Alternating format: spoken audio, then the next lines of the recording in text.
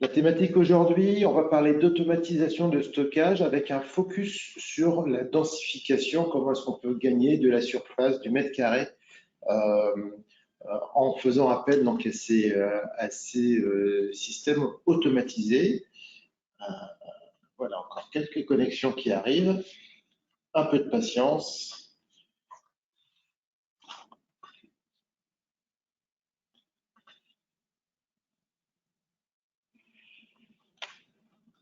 Voilà, il semble qu'on soit au complet. Bien, alors bonjour à toutes et à tous, bienvenue à nouveau donc, dans ce nouvel épisode donc, des webinaires Simco Consulting. On parle aujourd'hui d'automatisation de stockage en vue de densifier donc, ce fameux stockage, c'est-à-dire que comment est-ce qu'on peut mettre plus de produits, plus de palettes, plus de bacs sur 1 mètre carré de surface dédiée à l'entreposage. Pour ceux qui ne connaissent pas encore Simco Consulting, nous sommes donc un cabinet conseil dédié donc à la logistique et à la supply chain. Notre métier, c'est de vous aider à mettre en performance vos activités de distribution et d'entreposage, de distribution et entreposage d'usine, à travers une offre complète qui s'adresse à tous les secteurs d'activité, à toute taille d'entreprise en fonction de vos besoins évidemment, où on va faire un focus sur les intralogistiques d'usines et d'entrepôts. On va avoir des études de faisabilité sur des systèmes automatisés ou des systèmes manuels euh, en mode d'amélioration continue ou en faisant appel donc, à des investissements. Nous avons des simulations de flux qui servent de preuve de concept, des préconisations qu'on va pouvoir faire. On vous accompagne également jusqu'à la partie mise en œuvre. On accompagne des donneurs d'ordre pour générer donc des appels d'offres d'externalisation logistique et transport. On accompagne des apporteurs de solutions, des prestataires logistiques pour répondre à des donneurs d'ordre, à des appels d'offres de donneurs d'ordre. Et nous avons également, depuis l'année dernière, donc, la certification Calliope qui nous permet également de nous accompagner sur l'aspect formation, monter en puissance de vos collaborateurs avec des formations qui sont très dédiées, très personnalisées et des rappels également sur les bases des métiers de chacun, puisque au fil de l'eau, on voit que les métiers évoluent, que les besoins évoluent, que les outils évoluent. Et quand on fait évoluer un process, quand on fait évoluer une organisation, il faut qu'on puisse en même temps faire évoluer nos organisations et nos collaborateurs. Voilà un petit focus un peu plus détaillé sur donc, notre offre avec surligné aujourd'hui. On va vraiment parler logistique d'entrepôt, conception, réorganisation donc d'entrepôts traditionnels et ou ayant un contenu d'automatisation. Avant d'aller plus loin, donc pour votre information, évidemment, vous aurez comme d'habitude accès donc au support qui va être présenté aujourd'hui, parce qu'il y a quelques slides qui risquent de passer assez vite dans la mesure où on n'a que 3/4 d'heure à passer ensemble. Comme d'habitude, vous avez donc un outil de chat qui vous permet donc de poser vos questions. Alors, si tout va bien, j'aurai des questions à la fin du webinaire. Si c'est un peu plus compliqué, n'hésitez pas à garder à poser vos questions. On les garde bien au chaud. Elles sont enregistrées dans notre système et on reviendra vers vous ultérieurement pour y répondre. Et comme d'habitude également, vous aurez un lien pour revisualiser en replay cet épisode dédié donc à l'automatisation pour densifier le stockage. Alors, quelques-uns de nos clients parmi donc, des personnes et des clients qui nous ont fait confiance, 600 clients chez Simco, 2400 projets, donc un coefficient donc, de reconduction assez intéressant, preuve de la qualité de nos travaux, des clients aussi de toute taille, ce que je disais tout à l'heure, et de toute origine, donc de tout secteur, que ce soit donc, de l'alimentaire, de l'industriel, du cosmétique, du pharmaceutique. Vraiment, on a tout secteur d'activité confondu, y compris également donc, des prestataires logistiques qu'on sait accompagner sur leur mise en performance. Au programme du jour, on va parler évidemment la mise. Pourquoi est-ce qu'on va parler d'automatisation, donc le contexte. On va dérouler donc cette notion d'automatisation avec le passage en vue des technologies disponibles en espérant être le plus exhaustif possible. Mais en tout cas, c'est des choix qu'on va pouvoir vous proposer. Et puis, un petit focus évidemment sur à la fois l'importance du mode projet, puisque surtout si on parle d'automatisation, on va être sur des projets qui vont être lourds, qu'il va falloir suivre, puisqu'on est sur des périodes assez longues de mise en œuvre. Et puis pourquoi passer et vous faire aider par un cabinet de conseil, et qui mieux que nos clients pour vous en parler, et nous sommes en train d'organiser un événement à venir très prochainement en présentiel sur une journée avec l'intervention donc de certains de nos clients. Alors, dans le contexte, on va commencer par la raréfaction du foncier. Aujourd'hui, on a des évolutions de normes, on a des contraintes, on a à l'esprit cette notion environnementale, et donc on nous fait comprendre que bétonner des surfaces agricoles ou des surfaces de nature, c'est bien, mais ça a des limites. Et donc, on va se focaliser beaucoup sur des friches industrielles. Donc, on va devoir travailler sur des espaces qui sont relativement restreints, ou quand vous êtes, vous, sur un site existant, eh bien, on va retravailler aussi sur des espaces qui sont restreints, peut-être sur des murs qui sont existants. Et donc, qu'est-ce qu'on sait faire? La première des choses, c'est qu'est-ce qu'on sait faire sans forcément aller chercher une pelleteuse, ou sans forcément aller reconstruire à côté, détruire, casser des murs, etc. Donc, en tout cas, cette raréfaction du foncier est une vraie problématique, et un vrai challenge pour les activités de mise en performance de nos entreprises. Deuxième point, et je ne vous apprendrai rien, la pénurie de main-d'œuvre, avec le magazine Stratégie Logistique qui, en décembre 22, a publié donc cette étude de l'OPTL, avec cette notion de pénibilité, de travail demandé, d'horaires décalés, etc. Clairement, nos activités logistiques n'ont pas bonne presse. Eh bien, comment est-ce qu'on fait demain pour fonctionner si on a moins de personnes, alors que le marché, le business nous demande pour sa part d'être plus réactif, plus flexible. On est dans un monde toujours VUCA, vulnérable, et soumis à des variations. Alors, la thématique aujourd'hui, automatisation, alors difficile de distinguer stockage et préparation de commandes, mais la thématique d'automatisation répond à la fois à ces contraintes de mètres carrés et à la fois donc, à ces contraintes de pénurie de main-d'œuvre. On a aussi la percée du e-commerce, on a la notion d'arrivée de logistique urbaine qui va aller chercher donc ce besoin d'automatisation, ce besoin de densification avec des centres qu'on appelle les micro-fulfillment. C'est comment est-ce qu'on peut avoir des points de distribution au plus proche de la population et qui ne vont pas prendre donc des entrepôts de dizaines de milliers de mètres carrés, et faciliter donc l'accès. Dans cette même étude qui a été publiée par CBRE, on voit aussi donc cet impact et ces demandes des entreprises sur les systèmes donc de picking automatisés améliorés. 61% des entreprises qui ont été interviewées dans cette enquête sur l'automatisation, et 60% donc sur la partie donc robotique. 60% des entreprises considèrent que demain, c'est l'investissement qu'elles vont faire, enfin demain ou dans les 3 ans. En tout cas, c'est comme ça que le CBR le voit. Voilà, et on le constate aussi avec le bilan de l'année 2022, où les commandes de systèmes de manutention automatisés, dont je vous rappelle qu'en valeur, elles ont dépassé les commandes de systèmes donc, manuels, ont évolué de 29% en 2022. C'est dire si vraiment cet aspect est accompagné avec ces notions de besoin de digitalisation, d'accès à distance, de gestion de la donnée, de coller aussi à l'industrie 4.0. L'automatisation est forcément une réponse à nos problématiques. On en a parlé, je passe rapidement dessus sur donc, ces notions de réglementation environnementale, les bâtiments basse consommation, les évolutions technologiques, le besoin du temps réel, Voilà, tout ça, c'est des points qui reviennent, qui sont récurrents et sur lesquels nous essayons de répondre donc, à travers ces systèmes automatisés.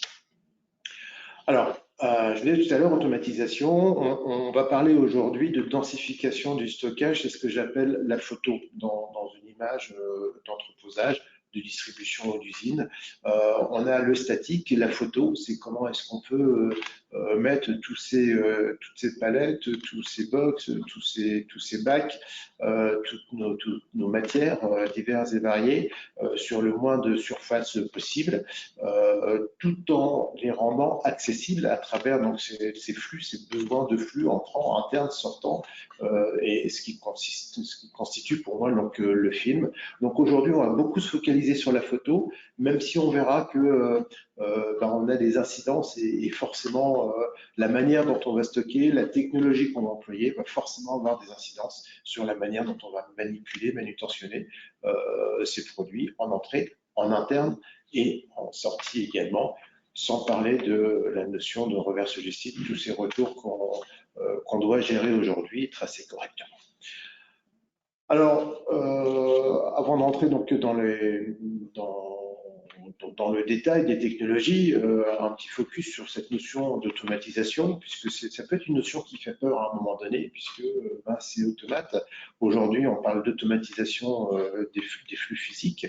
On commence petit à petit aussi à parler de l'automatisation donc des flux d'information, quand on est devant nos écrans, quand on génère des ordonnancements ou des lancements de vagues de préparation. On est sur des missions, sur des tâches qui sont relativement répétitives, avec toujours la même logique. Aujourd'hui, des systèmes d'information permettent d'automatiser aussi et de gagner en efficacité sur cette partie-là. On va gagner du temps et on va consacrer nos matières grises, non pas à répéter toujours la même chose, mais plutôt à prendre en charge peut-être les problématiques qui se posent et que la machine ne peut pas résoudre pour consacrer encore plus de temps à ces sujets. C'est un peu ce qu'on a à travers l'automatisation du stockage ou de la préparation. C'est qu'on va vraiment garder l'aspect humain sur des postes à plus de valeur ajoutée. Et il y a forcément, et on parlait de formation tout à l'heure, une évolution du besoin, du contenu des postes des différents acteurs. Alors, voilà, le premier avantage qu'on peut voir, et c'est ce que vont nous demander nos clients aussi en général, c'est oui, ok, automatiser c'est bien, mais c'est quoi mon retour sur investissement? Alors, voilà, c'est une économie sur les frais personnels, donc directs et indirects. Forcément, si on automatise, on supprime, entre guillemets, toutes ces tâches fastidieuses qui ont forcément là une valeur ajoutée, hein, déplacer des flux. Alors, on le considère comme avec ou sans valeur ajoutée, mais en tout cas, il y a une notion économique et un retour sur investissement qui se calcule beaucoup sur combien de personnes en moins pour réaliser le même travail. C'est l'optimisation des surfaces et de ses coûts indirects. Un système automatisé, quand on densifie du stockage, on aura besoin de moins de mètres carrés. Ça veut dire des coûts de mètres carrés en moins, ou alors on dédie des mètres carrés à des extensions de production, des réinternalisations industrielles, et on va diminuer aussi les contraintes de coûts d'énergie, moins d'éclairage, voire pourquoi pas du tout d'éclairage. Un transducteur peut très bien travailler dans l'ombre ou dans la nuit, hein, en fonction évidemment des types de capteurs qu'il peut avoir par rapport à son positionnement haute. Mais voilà, moins d'éclairage, moins d'énergie, peut-être moins de contraintes par rapport à des conditions de travail hein, qui arrivent. Voilà, donc on va faire des économies à ce niveau-là, et puis on va améliorer à travers des contrôles, on va améliorer vraiment le quotidien et on va retrouver la flexibilité par rapport aux besoins. On répond, on l'a dit, aux pénuries de ressources humaines. On est moins dépendant du savoir-faire du personnel, même si à un moment donné, à nouveau, il faut personnes soient bien sûr formées sur les postes de travail. On va travailler plus facilement dans des environnements un peu plus particuliers quand on est dans un environnement à contexte Céveso, à contexte ICPE, avec des matières, avec des petits autocollants et des losanges pas très sympathiques. Si on peut éviter de s'approcher trop près de ces produits, de prendre des risques, de pas trop respirer ces airs-là, quand bien même évidemment les produits sont confinés dans leurs emballages, on a un aspect RSE qui est non négligeable à ce niveau-là. On va améliorer la précision, on va améliorer la flexibilité, on va fiabiliser aussi les transmissions d'informations puisque on passe plus par ce facteur humain qui fait que oui, quand bien même on est très rigoureux, on peut avoir des écarts de ressaisie, de flash, etc. L'erreur humaine va être toujours là. Ici, on va les diminuer. On va diminuer la casse, on va diminuer le vol aussi, malheureusement. Hein. C'est une réalité aujourd'hui dans nos exploitations. Et puis, on va augmenter cette flexibilité à la fois sur les plages de fonctionnement et sur le fait de pouvoir passer en 2 postes, puis en 3 postes, en fonction donc, des pics d'activité, de la demande et la flexibilité donc attendue. Alors, évidemment, on a parlé des avantages, on a un petit peu de faiblesse, entre guillemets, ou de points d'intention qui sont donc les niveaux d'investissement. Voilà, on va aller chercher un retour sur investissement, on l'a dit, à travers des économies d'effectifs, à travers des économies d'engins de manutention. Comment est-ce qu'on va optimiser, aller chercher, mettre en place cette automatisation? Alors attention, tout n'est pas dans le ROI.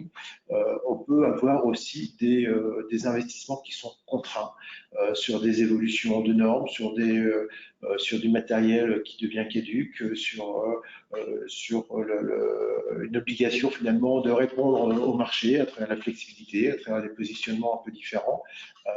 Voilà, attention à ne pas prendre trop au pied de la lettre donc cette notion de ROI où on va comparer le coût existant, ce qu'on dépense annuellement pour l'existant, et on va comparer différentes solutions, puisque à travers une étude de faisabilité, on va pouvoir vous proposer différentes solutions, différentes alternatives sur les besoins de stockage, à la fois sur les palettes, on verra, à la fois sur les bacs. On va distinguer ça un petit peu plus tard. Alors évidemment, on a aussi la capacité à entretenir, gérer efficacement les installations, c'est-à-dire là aussi un profil de personnes différentes sur nos activités d'entreposage. Et puis sur le fonctionnement, on peut être un peu rigide entre guillemets, c'est-à-dire que on installe un nouveau dispositif. On prend l'exemple des chaussures, par exemple. Je vends des chaussures. J'investis, je mets en place un système automatisé qui répond parfaitement à mon besoin de chaussures. Demain, mon patron me dit il faut faire des tongs ou des espadrilles. Pas de souci. À la place d'une paire de chaussures, je vais mettre peut-être 3 boîtes de tongs ou d'espadrilles. J'ai pas de problème là-dessus. Par contre, il me dit on va mettre des bottes ou des produits donc des cuissardes pour la pêche ou n'importe, on va être embêté parce qu'on va être sur des colis qui vont être plus gros et potentiellement, est-ce que ça va bien tenir dans les installations? Est-ce que c'est des produits qui sont plus lourds? Est-ce que c'est des produits qui sont moins stables, etc. Donc forcément, on va avoir, quand on anticipe ou quand on imagine un système automatisé, il faut essayer d'anticiper le coup d'après de manière à ce que les centaines de KE qu'on va mettre dans nos installations soient bien compatibles avec une évolution possible de l'entreprise, à la fois sur les volumes, à la fois sur les capacités à gérer un certain nombre de références, mais aussi sur donc, la partie dimensionnelle de nos produits. Bon, alors parmi les atouts et les points de vigilance, on va pouvoir élargir facilement l'amplitude de travail, on va pouvoir répondre à des pics d'activité, on va avoir des modes qui vont nous permettre de lancer des vagues en mode routine habituelle, des délais classiques, mais aussi donc des interventions d'urgence et des notions de priorité. Ça, c'est quelque chose qui est capital. Hein. Alors, on est plus ici sur la notion de manutention que de stockage, mais en tout cas, on va y arriver. Et par contre, donc, quand on va changer ce que je disais tout à l'heure, les caractéristiques des unités de manutention, la taille, le poids, la stabilité des produits, il faut être un petit peu vigilant et puis il faut accompagner le changement parce qu'on va chambouler les organisations. Et donc, ça, c'est un point qui est capital. Alors, quand on parle d'automatisation, on va partir du besoin. Qu'est-ce qu'on doit automatiser? On va partir d'une image de stock. Hein. Alors, soit on part d'une page blanche parce que vous êtes une nouvelle entreprise, est-ce que vous avez besoin tout de suite d'automatiser? Je ne sais pas, mais voilà. Donc, ce stock, ce nombre de références à gérer, ça c'est important aussi. La profondeur du stock, c'est quelque chose qui est capital, c'est-à-dire que la donnée d'entrée doit être vraiment travaillée pour avoir une solution qui réponde au mieux à vos besoins. Si vous avez 1000 références avec une palette ou une demi-palette de stock par référence parce que vous êtes dans une activité très détaillée avec des clients très vigilants par rapport à une gestion de l'eau, par rapport à une qualité de produit, etc. On va densifier, mais on doit pouvoir accéder à l'intégralité des produits à l'instant T de manière très rapide. Si vous êtes sur des flux avec peut-être moins de références, mais une profondeur de stock, vous avez 10, 20, 30, 50 palettes à chaque fois, sans forcément gestion de l'eau, etc., donc, que vous allez gérer. Là, on peut imaginer des solutions qui sont peut-être un peu plus densifiées, dans lesquelles l'idée, c'est de venir chercher la première palette qui correspond au couple référence-lot, et puis ensuite, il y a la deuxième qui apparaît, et c'est pas un souci, je suis pas obligé d'aller chercher la 15e pour servir à mon client parce que j'ai une spécificité sur le produit. Donc ça, tout ça, on va l'analyser, et on va l'analyser aussi avec le besoin futur. C'est capital. C'est est-ce que demain, vous êtes dans une configuration, demain, votre patron vous annonce 20, 25, 30% de croissance. Est-ce que cette croissance, vous la faites avec le même nombre de références? Est-ce que cette croissance, vous la faites avec finalement le même niveau de stock et auquel cas vous avez une couverture de stock qui va baisser? Est-ce que cette croissance, vous allez faire avec plus de clients, avec des nouveaux clients, avec plus de quantité pour le même nombre de références chez vos clients? Tout ça, il va falloir l'anticiper, l'imaginer, parce que la réponse qu'on va apporter ne va pas forcément être la même en fonction donc, de ces différents critères de qualification. Ces réponses chez Simco, on les apporte soit traditionnelles, soit automatisées, soit mixtes, puisque à un moment donné, on ne va pas forcément tout automatiser. Tout n'est pas rentable, entre guillemets, dans les opérations d'automatisation. Et donc, on va avoir un raisonnement, alors on appelle ça solution mixte. Si on voulait être à la mode, on appellerait ça des solutions hybrides.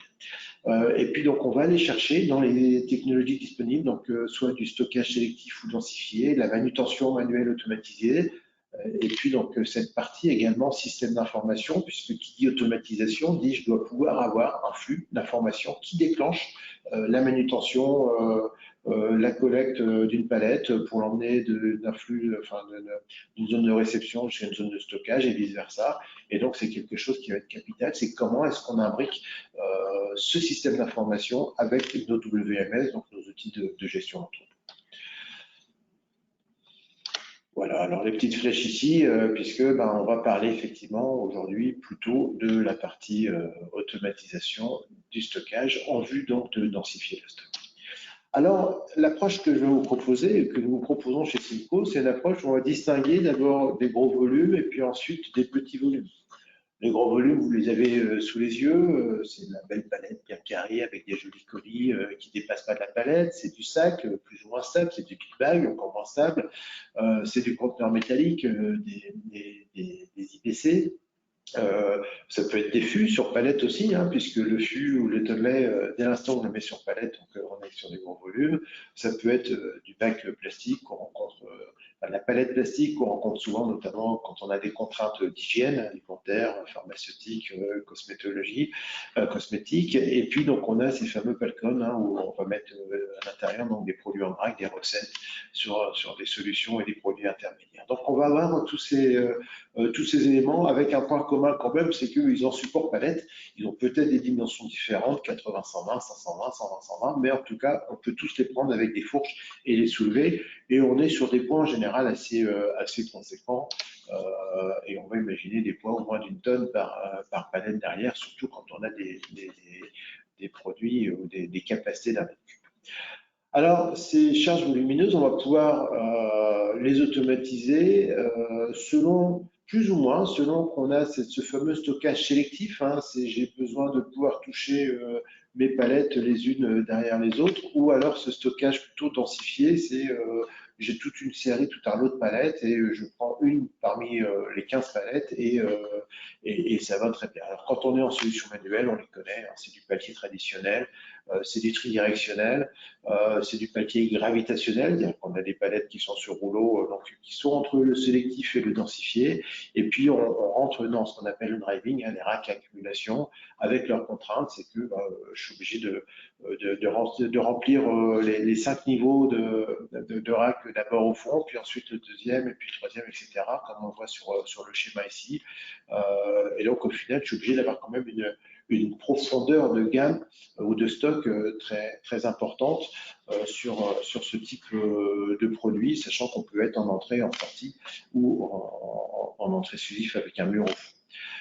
La solution mixte qu'on peut avoir ici, la solution intermédiaire, si on est dans du stockage densifié, c'est de faire appel donc à ces fameuses navettes shuttle, navette en français, shuttle en anglais, où en fait on va avoir le détail, on va avoir une navette qu'on va positionner à l'entrée de ce rack à accumulation, qui va pouvoir soulever légèrement la palette, l'emmener à sa place au fond et revenir. L'avantage, c'est que le cariste ne rentre plus dans ces travées de rack. Et l'avantage, c'est qu'on peut distinguer des SKU différents ou des numéros de lot différents par couloir. On va plus travailler sur la travée, sur toute la hauteur et la profondeur, mais on va être vraiment sur des couloirs avec des niveaux. Quand on parle de solutions automatisées, eh bien, quand on est sur des racks, on sait automatiser aujourd'hui du matériel donc, rétractable, du matériel tridirectionnel, on sait les automatiser avec la possibilité de reprendre en mode manuel ces outils. Et puis quand on est sur du stockage densifié, ben là on va aller chercher du transstocker, simple profondeur quand on veut du sélectif. Encore une fois, j'ai besoin de toucher toutes les palettes. Et quand on a une possibilité là encore d'optimiser encore plus la densification du mètre carré, nombre de palettes par mètre carré, on va peut-être aller chercher donc des transstockers multi-profondeurs. L'idée c'est quoi? C'est de diminuer les allées de circulation par rapport à la surface qui est consacrée donc au stock. Si on évoque ces points et si on regarde ce qu'on sait faire aujourd'hui, on voit que cette densification qui est annoncée, alors sur une base d'une palette d'Europe d'un mètre cube à peu près, hein, 80-120 par un mètre, on voit qu'avec un chariot frontal, on est obligé d'avoir des allées très larges qui font que on stocke en plus à maximum 8 mètres, on va dire, hein, en plan de pause, et que avec les allées qui sont larges et cette notion où on ne peut pas monter très haut dans l'entrepôt, alors tous les entrepôts ne font pas non plus 25 mètres de hauteur, évidemment. On va être sur à peu près un ratio d'1,4 mètre carré par palette par mètre carré, pardon.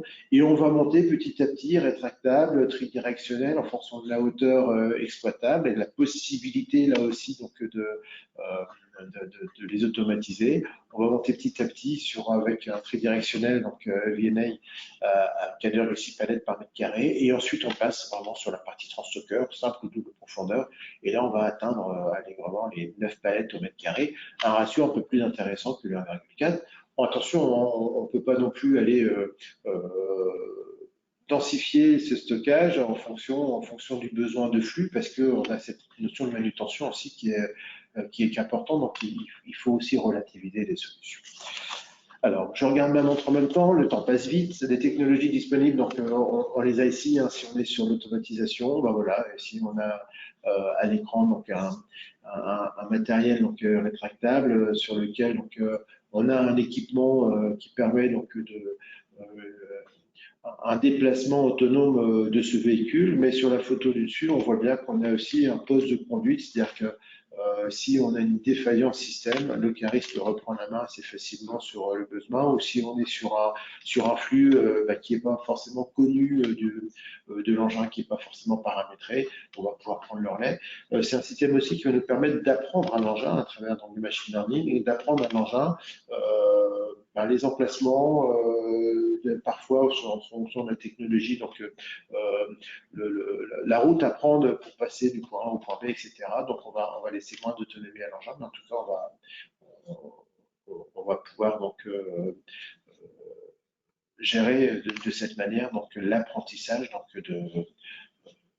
de la manutention. Alors ici, donc, il faut faire attention parce que quand on commence à automatiser ce type d'engin, on a un ratio, les engins vont beaucoup moins vite que les caristes, et donc on a en général un ratio de 1,5 à 2 engins par équivalent cariste. Donc les engins sont forcément plus chers à travers l'investissement en système de guidage, mais il faut aussi également donc, avoir un coefficient puisqu'on ne remplace pas un pour un ces engins. Alors là, on parlait de frontal et de rétract, évidemment. Ici, on est sur du tridirectionnel. Alors, on va cumuler donc, cet avantage d'aller étroite, d'être tridirectionnel. On prend la palette et puis on la pivote de manière correcte dans l'allée, de manière à pouvoir aller la positionner donc, dans ces racks. Ici, vous voyez que les engins ne peuvent pas se croiser. On est sur des largeurs d'allée d'environ 1,90 m. On peut avoir, si on n'est que sur la palette 80-120, on peut avoir aussi des engins qui sont bidirectionnels. C'est-à-dire que la palette n'a pas besoin de tourner dans l'allée pour aller soit dans le rayonnage de gauche ou dans le rayonnage de droite. Et on est vraiment sur du 80-120. On fait juste gauche-droite. Et ici, on peut gagner encore un petit peu d'allée puisqu'on peut descendre jusqu'à 1,50 m d'allée sans aucune difficulté. Là aussi, on est sur des systèmes qui peuvent s'automatiser. Alors, quand on est en système automatisé, c'est-à-dire qu'on n'a plus de cariste, on n'a plus de conducteur, on va monter un peu moins haut que si on a un conducteur avec aujourd'hui des caristes qui peuvent monter assez haut, s'ils n'ont pas le vertige, bien sûr, pour aller stocker des palettes, voire mais on ne parle pas de préparation de commande, voire faire du prélèvement en fonction donc, du type d'engin qu'on peut utiliser dans ces allées étroites. La navette shuttle, je ne veux pas m'éterniser, je vous en ai parlé tout à l'heure, un petit peu de manière anticipée, mais donc on a cette navette sur laquelle on vient déposer la palette, et puis donc l'engin repart. Il peut être alimenté ici, cette navette shuttle, on voit par un engin automatisé, qui lui, pour le coup, dans l'illustration, ne peut pas être pris manuellement par un cariste. Voilà. Donc on pose cette palette sur la navette. La navette a un double rail qu'on aperçoit sur l'illustration, va lever légèrement la palette, l'emmener à son emplacement, redescendre, revenir chercher la palette suivante. Et donc il y a un système aussi donc, de télécommande ou d'appel pour récupérer des palettes qui sont entravées avec la nécessité pour le coup, puisqu'on ne va pas investir une navette par couloir de rangement, donc la nécessité donc, de pouvoir déplacer aussi, donc un flux supplémentaire, de déplacer cette navette pour la mettre dans le bon couloir et lui demander d'aller chercher ou de les ranger les palettes dans ce fameux couloir. Je vous propose de parler maintenant du transstocker. Alors là, on est sur des contraintes et des besoins de stockage extrêmement densifiés. On va pouvoir monter très haut en stock puisqu'on a une structure qui est solide, qui peut même supporter donc, le bardage de l'entrepôt, c'est-à-dire qu'au lieu d'avoir la structure du bâtiment dans lequel on va venir construire une solution de stockage, on va venir d'abord mettre la solution de stockage et ensuite fixer le bardage par-dessus, donc avec les éléments et en respectant évidemment les règles qui vont bien. Avec un système forcément de convoyage devant pour pouvoir positionner la palette, faire du contrôle gabarit, c'est important, et puis ensuite la mettre en stock et de même pour pouvoir la récupérer, avoir éventuellement des postes de travail, de prélèvement pour ramener ensuite des palettes incomplètes dans le stock. Voilà, et sinon on peut avoir des transstockers simples, c'est-à-dire qu'on a un couloir, une palette à droite, une palette à gauche, ou des transstockers donc multi-profondeur. Et ici, on voit, donc on est sur du 2 palettes en profondeur, mais on peut en avoir beaucoup plus le cas échéant. Et c'est l'illustration qui arrive. On a ici donc ces notions de couloirs qui sont desservies, alors non plus par la fourche de transstockers, hein, mais par ce système de navette shuttle qu'on va venir positionner aussi de manière à pouvoir aller ranger nos palettes assez haut et très profond. Autre système qu'on peut évoquer ici, donc on a un système qu'on appelle shuttle bidirectionnel ou double shuttle, c'est-à-dire qu'on est ici sur le fait de positionner une palette sur une navette qui va être prise donc par un ascenseur et qui va ensuite être autonome dans son rail de guidage, aussi bien donc à gauche enfin, en transverse qu'en longitudinal. Et donc, on va là aussi chercher donc, de l'optimisation, la mutualisation du stock. On a facilement, il faut faire attention, donc, une saturation aussi des voies de distribution, hein, du canal donc, de stockage. On sait faire avec ça du FIFO, on sait faire du LIFO. Et là aussi, le point d'intention, ça va plutôt être l'ascenseur, hein, cet élévateur, qui va pouvoir potentiellement saturer notre flux.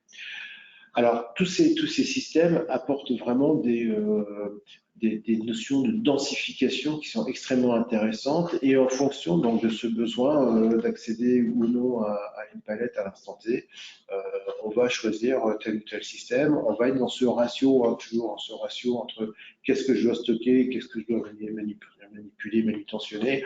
C'est exactement la même chose que quand on gère un entrepôt en mode manuel. On peut avoir 20 000 palettes en stock et on va avoir une organisation différente si on entre et on sort 2000 palettes tous les jours ou si on entre et si on sort 500 palettes tous les jours. Donc ici, c'est des ratios qu'il va falloir prendre, à la fois en quantité, à la fois en nombre de références, contraintes de gestion, de lots, de numéros de série et autres. Voilà. Donc, mais en tout cas, ce sont les systèmes qui nous permettent aujourd'hui d'aller alléger nos besoins en ressources humaines et qui peuvent nous permettre de nous projeter sur la densification en hauteur et en largeur, selon évidemment les autorisations et la législation en vigueur sur les capacités et sur tous les équipements d'extinction, incendie.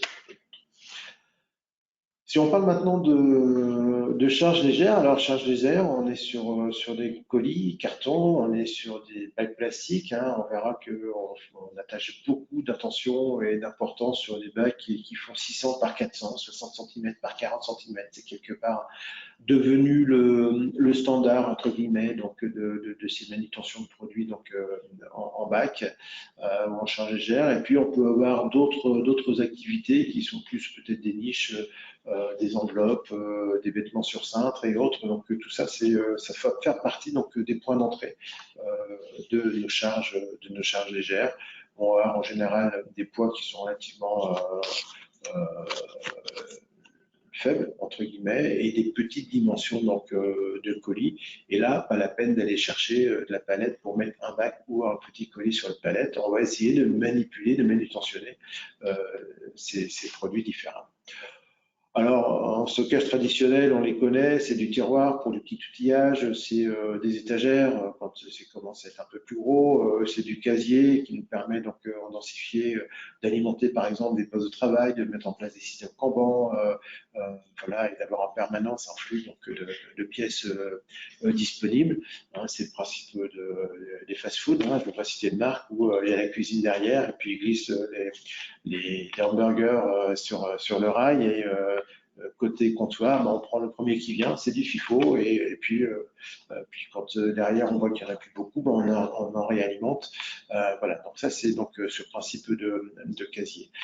En solution mixte, hybride entre guillemets, on a posé donc cette notion d'étagère mobile qui nous semble être un juste ratio entre ce que je fais en manuel et puis ce que je fais en automatisé, puisque c'est toujours la personne, donc on va parler, si on est en préparation de commande, de good to person, hein, donc c'est la marchandise qui vient au préparateur, mais c'est quand même le préparateur qui va positionner donc, ses produits dans les étagères ou prélever des étagères.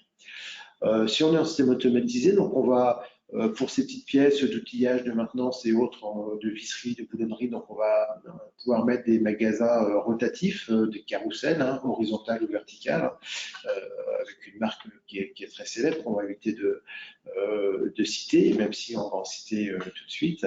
On peut ensuite avoir des technologies qui sont des transstockeurs miniatures. Alors, miniatures, c'est pas forcément le terme adapté, mais en tout cas, donc, ce qu'on appelle donc des mini-loads, des multi-shuttles, on va développer la technologie. Et puis, on a deux technologies qu'on cite ici, qui aujourd'hui sont seules, entre guillemets, sur le marché, c'est-à-dire qu'elles sont mono-fournisseurs. Et donc, le nom du système, c'est un peu comme Frigidaire, on a donné le nom et on l'appelle, c'est un AutoStore et c'est un Exotec, que je me permets de citer ici, puisqu'ils sont encore une fois les seuls à faire leurs produits et encore ces avantages concurrentiels, quand bien même on va comparer les systèmes entre eux.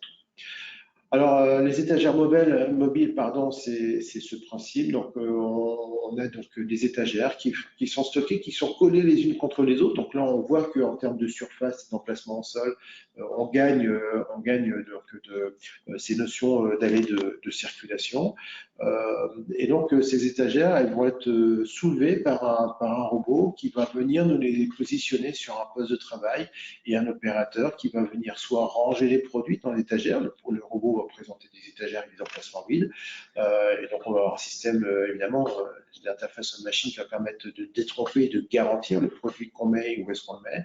Et puis, donc, on a ces robots qui viennent par la suite donc ramener des étagères pour faire la préparation de commandes. Et on va travailler ici donc en multi-commande, c'est-à-dire que avec des systèmes donc pick to light, put to light, hein, donc ces fameuses lumières qui éclairent et qui disent où est-ce qu'il faut qu'on positionne, qu'on prélève le stock et en quelle quantité. On va pouvoir préparer plusieurs commandes à la fois et c'est le système, l'algorithme qui gère ces robots qui va amener les bacs et les étagères au flux de l'eau de manière intelligente, de manière à pouvoir optimiser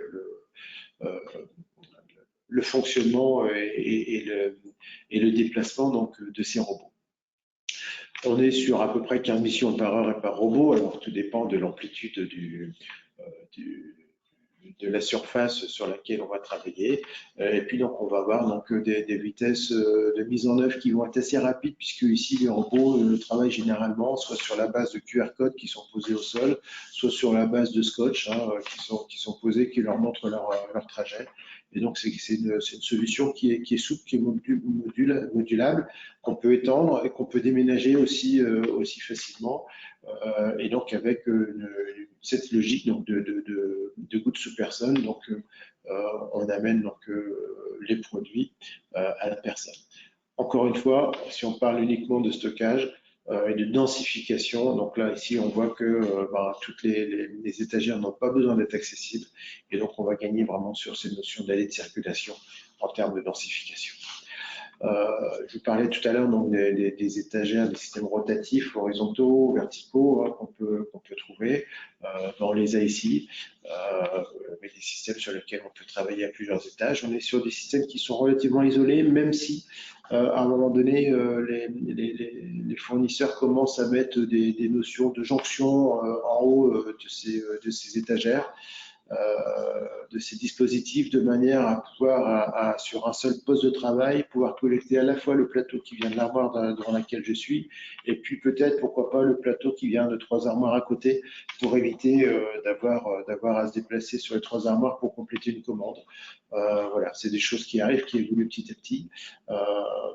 On n'est pas ici sur des gros volumes, sur des gros flux, mais ça a le mérite de bien densifier puisque vous voyez que sur une base relativement faible, on peut monter assez haut en fonction là aussi du bâtiment et on peut même avoir des bases qui font toute la hauteur avec des postes de travail à différents niveaux du bâtiment, ce qui se fait facilement donc sur la partie industrielle.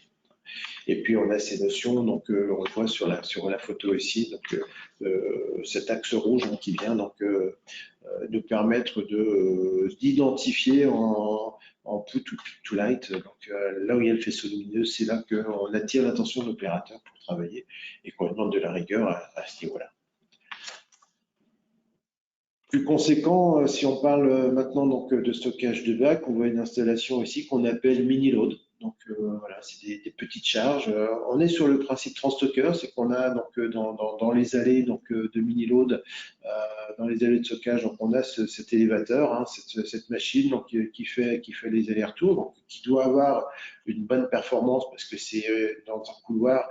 Plus il est profond et plus on met du temps, mais plus haut aussi. Mais dans un couloir, donc c'est une seule machine qui va apporter des bacs, les poser donc sur des convoyeurs devant, et on va ensuite pouvoir transférer les bacs au même titre qu'un soccer, transférer les palettes donc sur un poste de préparation ou de remplissage. Deux niveaux possibles de transstocker, donc à 18 mètres ou à 25 mètres, selon l'utilisation qu'on peut en faire, selon le besoin. On va être généralement ici sur des bacs qui vont faire 60 par 40. Hein. C'est vraiment rentré comme un standard, entre guillemets, dans le système. En tout cas, on peut faire évoluer ces dimensions, mais on va rentrer dans du spécifique derrière. On a plutôt une, une bonne cadence de travail sur ces outils. Et là, encore une fois, il va falloir calibrer l'image du stock. Est-ce qu'on va plus en profondeur, plus en largeur, plus en hauteur par rapport aux besoins de flux, par rapport à la répartition donc, des matières à l'intérieur de cette zone de travail. Donc, on ne peut pas uniquement aborder le sujet juste sur la densification du stock. Il faut aussi parler de préparation de commandes. Donc, il faut aller chercher les flux et savoir qu'est-ce qu'on a besoin d'entrer et de sortir, comme tous les systèmes automatisés derrière. Mais ça demande quand même un travail assez conséquent. On parle un peu, alors on a l'impression que c'est la même chose ici, mais on est sur le multi-shuttle, hein, donc ce n'est plus donc cet ascenseur qui rentre dans l'allée et qui va chercher des bacs, mais on a plutôt donc un élévateur, donc un frontal en tête de la structure de stockage qui va aller mener une palette une navette pardon, au bon niveau. La navette va rentrer donc ensuite dans sa travée, et donc on va aller chercher le bac, revenir sur l'élévateur, le ramener, etc. L'élévateur est capable de faire à peu près 600 cycles par heure, ce qui n'est pas négligeable. Hein. Quand on ramène le nombre de secondes par cycle, on est très peu. Et puis, donc, la navette en elle-même peut aller en faire 50. Donc, ici, ça permet de calibrer, là aussi, de trouver l'équilibre entre combien je dois avoir d'élévateurs par rapport au volume et à mon dimensionnement donc, de structuration de stockage. On parlait tout à l'heure d'AutoStore et d'Exotech, donc deux systèmes qui sont un peu à part et tout seuls dans ce type de technologie, même si la concurrence travaille dessus et arrive petit à petit. Aujourd'hui, un AutoStore, c'est un système qui va nous permettre d'entasser des bacs ou de superposer des bacs les uns sur les autres, de travailler par une grille qu'on peut apercevoir ici, donc par le dessus. C'est-à-dire qu'on va aller chercher celle qui va chercher les bacs en profondeur. Et si je veux le bac qui est tout en dessous et que j'ai 10 bacs en hauteur, bah, je vais prendre les 9 premiers bacs, je vais les mettre dans une autre colonne qui est vide. Il faut de l'emplacement vide, évidemment, pour travailler ici. Je vais chercher mon 10e bac et je vais l'emmener à un endroit qui va me mener directement sur un poste de travail. On voit sur la troisième illustration en partant de la gauche. Donc, on nous propose le bac, soit pour mettre des produits dedans, soit pour collecter des produits dedans, donc sur des ports de travail, avec différentes hauteurs de bac, avec la possibilité donc, de mettre des intercalaires à l'intérieur pour avoir plusieurs références, parce que si on a des petites références et qu'on a 60 par 40, évidemment, on va perdre de la place. L'idée, c'est là aussi d'avoir une seule référence par emplacement physique. Et donc, on est sur un système qui, pour le coup, arrive à une densification qu'on estime à peu près à 60% par rapport à une solution plus traditionnelle. Le système Exotech est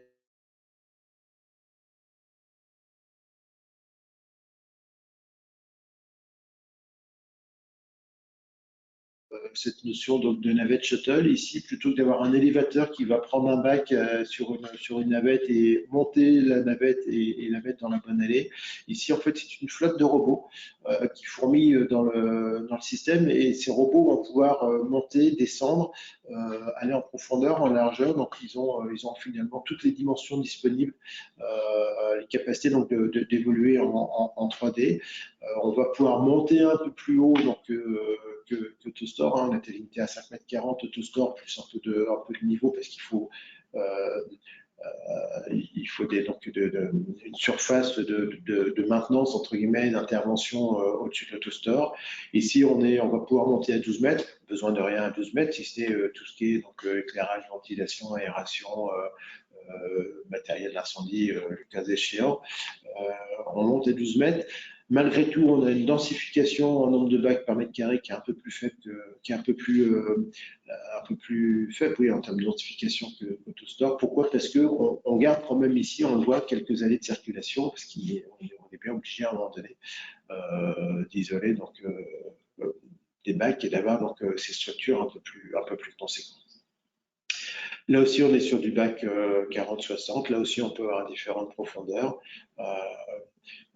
Et donc, ce sont ces boutiques de robots donc, qui fourmillent, qui viennent sur des postes de préparation avec des options récentes, notamment chez IoTech, le Skypicker, qui est leur propre robot, où si on parle manutention, c'est plus donc, sur un poste de travail, c'est plutôt un robot qui vient prendre le produit ou déposer un produit, et puis forcément un préparateur ou une préparatrice. Et on voit sur la deuxième illustration ici que là aussi, on peut avoir donc, une notion d'intercalaire à l'intérieur du bac pour gérer plusieurs références.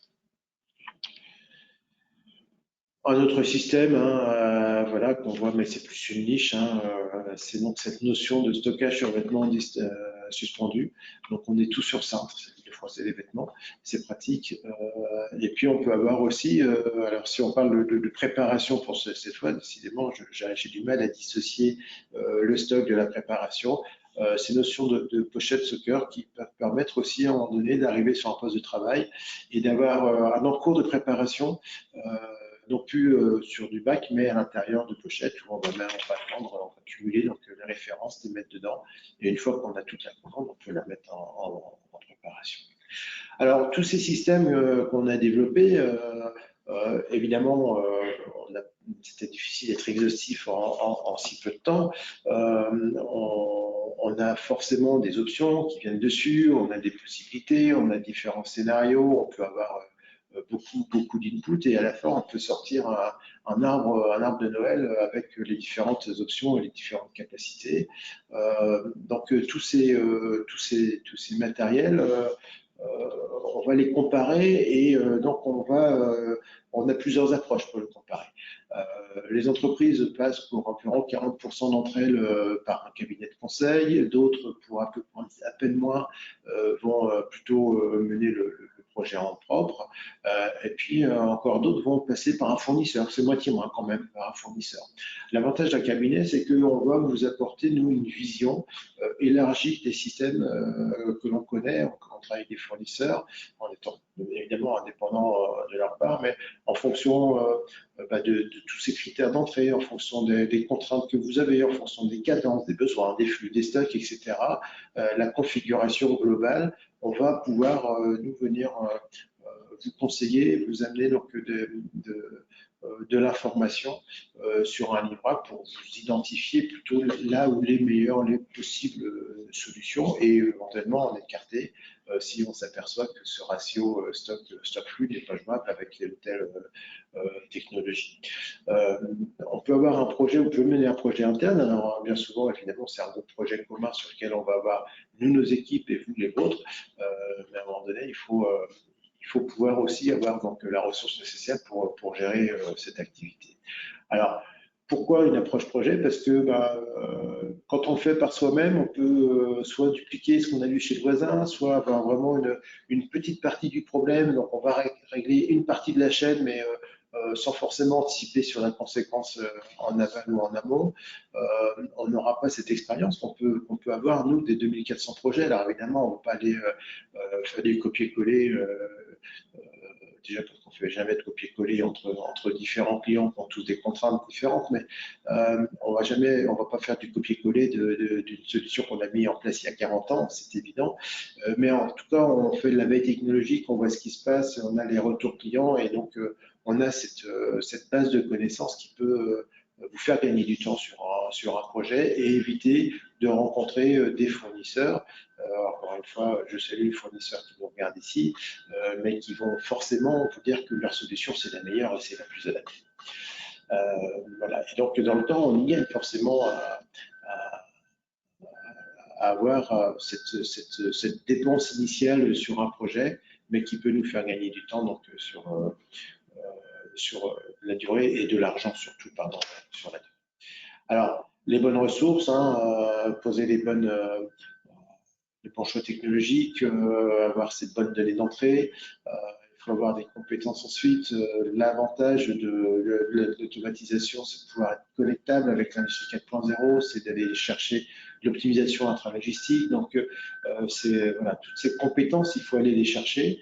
Et puis, on parlait de solutions hybrides, cet équilibre entre l'existant, le futur, ce que j'ai besoin, la transition, le changement, comment est-ce qu'on procède pour passer d'une solution à une autre. Ça, c'est des compétences qu'on a et qu'on gère et qu'on sait vous apporter dans le cadre du projet.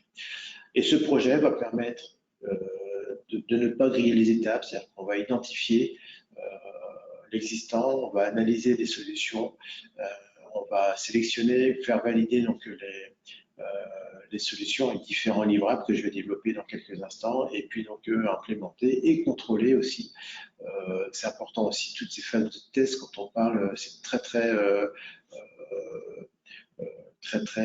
preneur en termes de ressources, parce que il faut qu'on s'assure que à la fois quand la machine automatisée est en production en usine, à la fois quand elle est sur votre site, elle répond bien aux besoins, au cahier des charges qu'on va avoir rédigé de manière très fine en fonction de vos besoins, en termes de cadence, en termes de capacité, parce que si on achète un système dont on veut extraire 100 unités à la minute et que à l'issue des tests, on en fait que 58, mais il en manque quand même 42 et on sera peut-être passé le quotidien, mais jamais les pics. Et donc, c'est très important de passer par ces phases de test, de savoir tout tester de manière intégrale avant de signer un PV de réception avec un fournisseur. On aura l'occasion, je crois que c'est dans des webinaires qui arrivent, donc de parler d'études de faisabilité, c'est-à-dire qu'on va faire une petite marche arrière par rapport à notre processus de choix d'une technologie. On va regarder quels sont les points d'entrée essentiels pour faire cette étude de faisabilité et pour aller chercher la solution.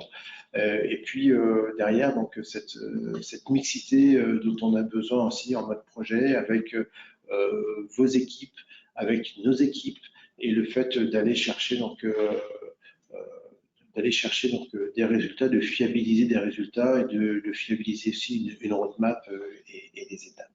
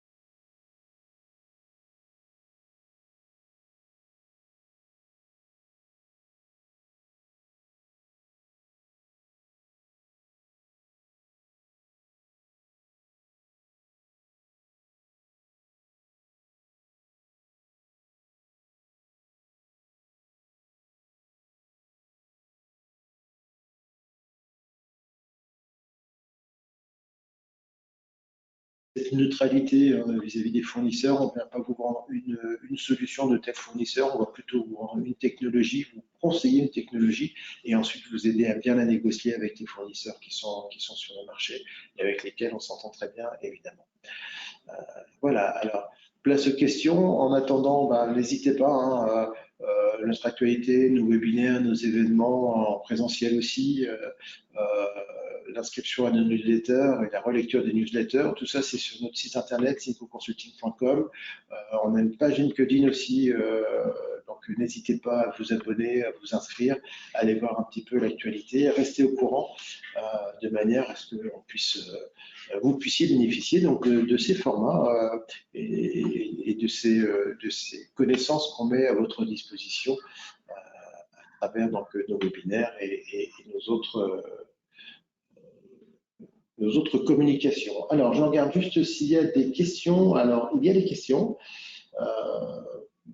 On parle de réorganisation, est-ce qu'on parle d'anciens entrepôts, de nouveaux entrepôts? Oui, alors on parle des deux, nouveaux et anciens. Alors, les nouveaux entrepôts, c'est bien aussi de partir d'une page blanche et d'arriver sur un projet dès le départ ou en prenant en compte tout de suite des contraintes de localisation, d'ICPE, de hauteur, on va pouvoir aller faire des scénarios un peu mixtes avec des constructeurs potentiels ou avec vos constructeurs pour savoir si il vaut mieux s'étendre sur la surface ou sur la hauteur, sachant que la question se pose différemment si on est plutôt en région parisienne ou dans des grosses régions avec des gros flux logistiques ou ailleurs. Et puis parce que aussi on vient travailler sur des friches où on a un peu plus de contraintes par rapport à ce qu'on souhaite faire, mais on travaille aussi sur des entrepôts existants, bien sûr. Le fait de transformer une organisation de manuel automatisé se fait bien sûr à la fois sur une page blanche et à la fois sur du constat et de l'existant. Et c'est bien ce qui occupe notre quotidien également en termes de cabinet de conseil. Alors, j'entends depuis midi qu'il n'y a plus de son. Alors, je ne sais pas, j'espère que vous m'entendez. C'était une question que je vois, ça va n'arriver que tardivement. On nous demande si l'automatisation pose beaucoup de problèmes de maintenance. Alors, forcément, c'est des systèmes qui s'entretiennent puisqu'on est sur donc des systèmes mécaniques. Hein. C'est comme une voiture, il faut l'entretenir régulièrement, ou un vélo, c'est plus vert d'ailleurs. Il faut entretenir, greffer, changer des pièces. Donc, quand on investit dans un système automatisé, on a à disposition une série d'outils et de pièces de rechange, donc de ce qu'on appelle le premier niveau, c'est-à-dire qu'avec une formation soit de vos équipes maintenance, soit de vos opérateurs, avec une possibilité d'assistance aussi à distance. Et donc, vous êtes autonome sur un premier niveau d'intervention. Et puis ensuite, effectivement, il y a des coûts de maintenance qu'il va falloir tenir compte. C'est-à-dire qu'on va rarement exploiter nos systèmes automatisés 24/24, 7/7, mais en tout cas, il va falloir, si c'est le cas, planifier donc des arrêts sur de la maintenance. Et comme tout système, j'allais dire, qu'on trouve en industrie, on va consacrer un certain pourcentage du montant de l'investissement à la maintenance annuelle pour le maintien en condition. Alors, une autre question, je dispose d'un WMS, peut-il gérer une nouvelle installation de type Transstocker ou la gestion de ce Transstocker se fera avec son propre logiciel? Alors oui, elle va plutôt se faire par son propre logiciel. C'est-à-dire qu'en général, on a le fournisseur amène son système qui s'appelle un WCS, Warehouse Control System, qui contient tout l'algorithme d'optimisation donc des flux et donc des mouvements donc des systèmes mécanisés. Et ce WCS, on va le connecter à votre WMS, donc votre outil de gestion d'entrepôt. C'est-à-dire que ce système d'information de gestion d'entrepôt, l'OMS, va communiquer donc avec deux systèmes opérants différents. Un système opérant qui sont les opérateurs, les caristes qui ont des opérations manuelles de manière classique, qui va donner des missions. Et puis, il va donner des missions aussi à un système opérant qui sera le WCS, qui lui va redispatcher donc ces missions donc à ces automates de manière à pouvoir aller chercher, présenter le bon produit au bon moment et de manière optimale et optimisée.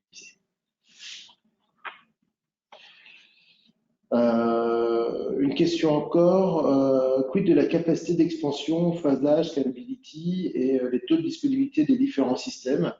Alors, c'est une très bonne question sur les taux de disponibilité des différents systèmes. Je reviendrai vers vous sur le sujet, parce que c'est une question qui revient régulièrement et j'allais dire qui est vraiment liée pour le coup à l'exploitation qu'on en fait et aux besoins qu'on en fait.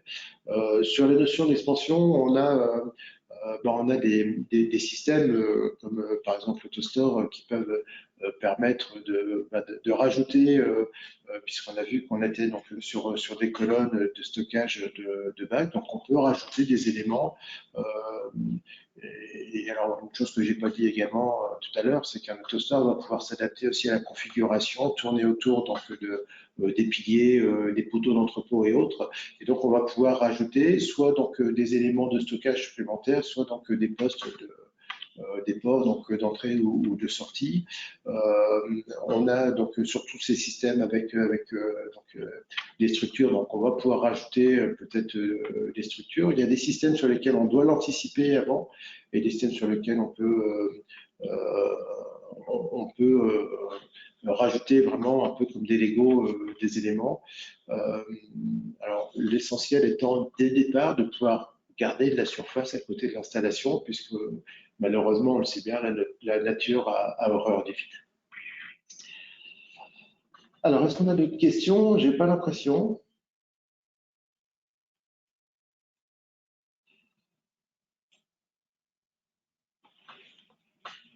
Est-ce que vous avez d'autres questions? Alors, en attendant, je retourne sur ma page de pub et je vous mets donc mes coordonnées si vous avez besoin de nous contacter. N'hésitez pas, en tout cas, c'est un plaisir. Si vous avez des questions un peu plus spécifiques, un peu plus personnalisées, c'est avec plaisir que nous prendrons le temps d'y répondre. En espérant que vous m'entendez toujours, puisque j'ai ce message de midi qui dit plus de son. Donc voilà, j'espère en tout cas que vous m'entendez. J'espère que vous avez passé un agréable moment en notre compagnie. On a dépassé un petit peu le temps, mais c'est un sujet qui est passionnant et qui vaut le coup qu'on prenne le temps de s'en occuper. Merci beaucoup de votre attention. À très bientôt. Et rendez-vous au prochain webinaire. Au revoir.